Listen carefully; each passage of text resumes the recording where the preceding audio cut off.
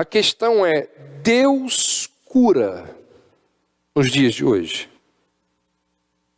Deus cura ou não cura? As pessoas dizem assim, Jesus é o mesmo ontem, hoje e para sempre.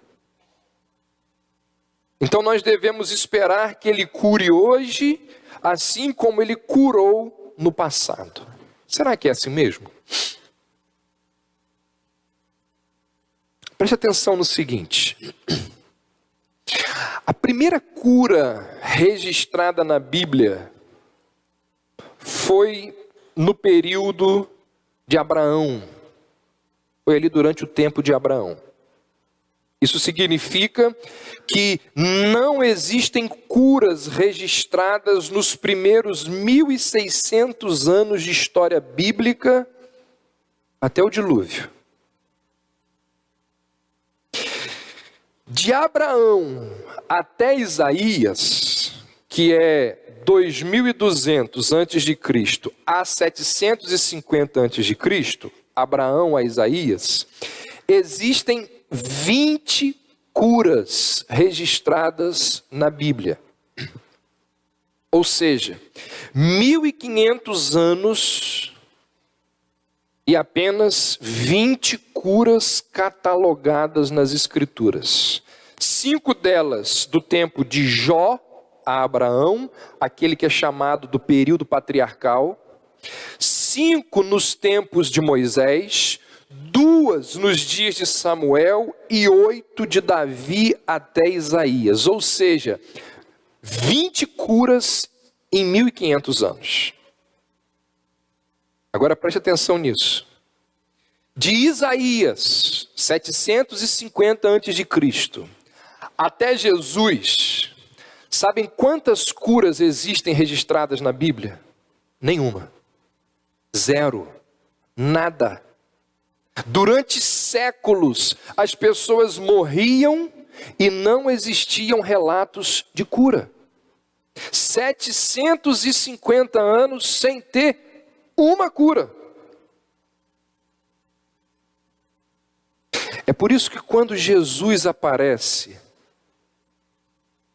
750 anos depois do último relato de cura, quando Jesus aparece e faz o que Lucas descreve aqui, ao pôr do sol, todos os que tinham enfermos, das mais diferentes moléstias, lhes traziam, e ele os curava, impondo as mãos sobre cada um.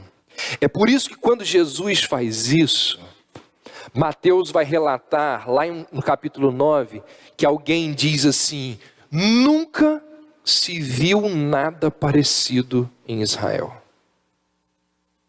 Marcos 2,12 diz assim, nós nunca vimos nada assim. João 9, o relato da cura do cego de nascença. Nunca foi ouvido de alguém que abriu os olhos de um cego de nascença. Já que você está com o texto aberto aí, vira rapidinho aí para Lucas 10.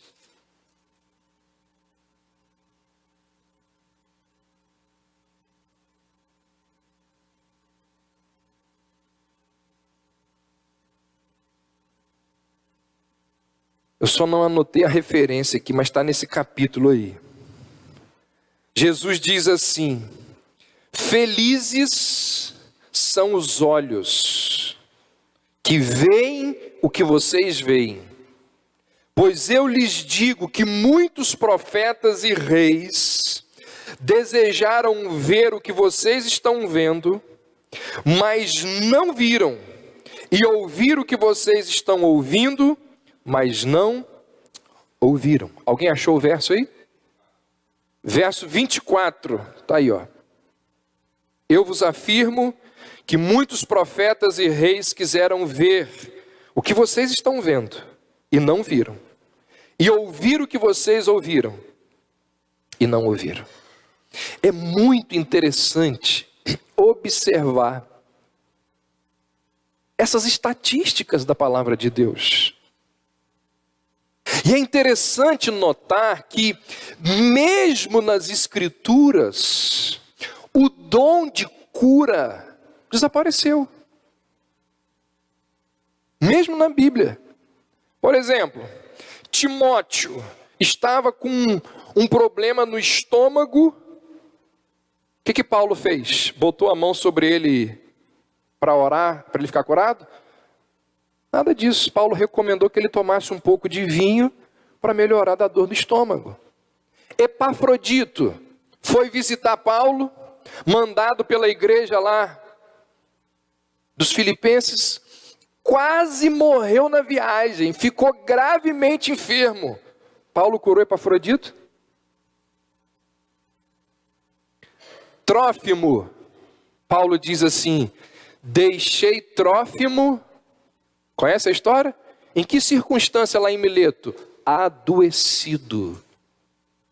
Paulo curou Trófimo? Não há nenhum registro que Paulo impôs as mãos e curou essas pessoas. Depois de Jesus e dos apóstolos, tem relato de cura? Leia lá a patrística, a história dos mártires, a história dos reformadores. Leia a história das missões, de pessoas que foram para lugares distantes. Nenhum deles fez nada parecido com o que Jesus está fazendo aqui.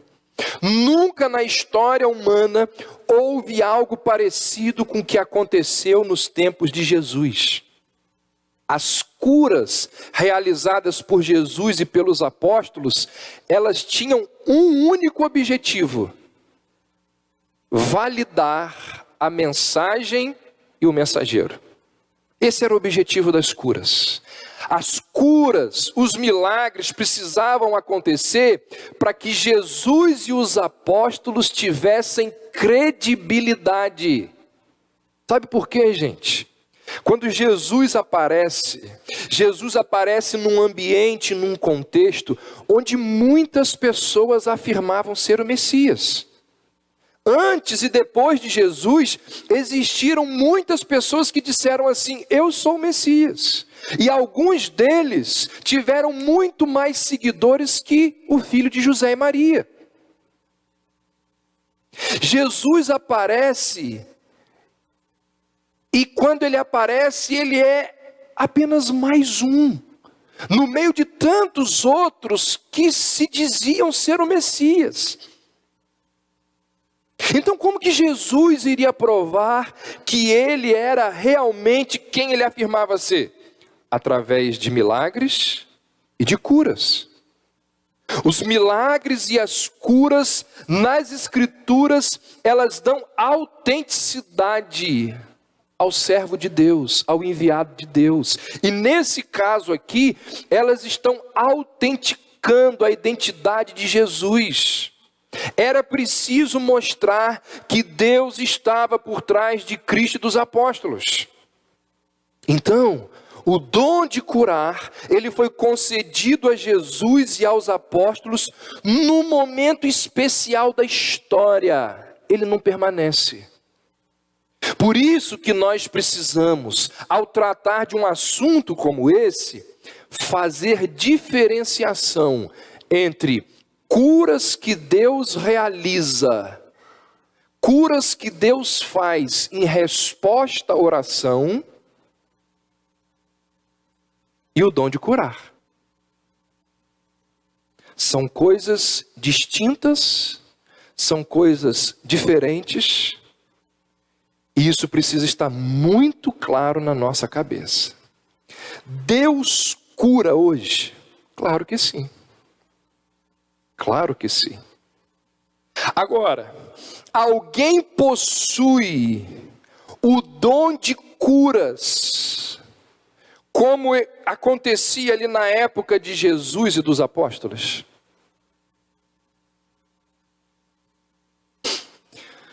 Há um tempo atrás eu ouvi o pastor Ivênio pregar,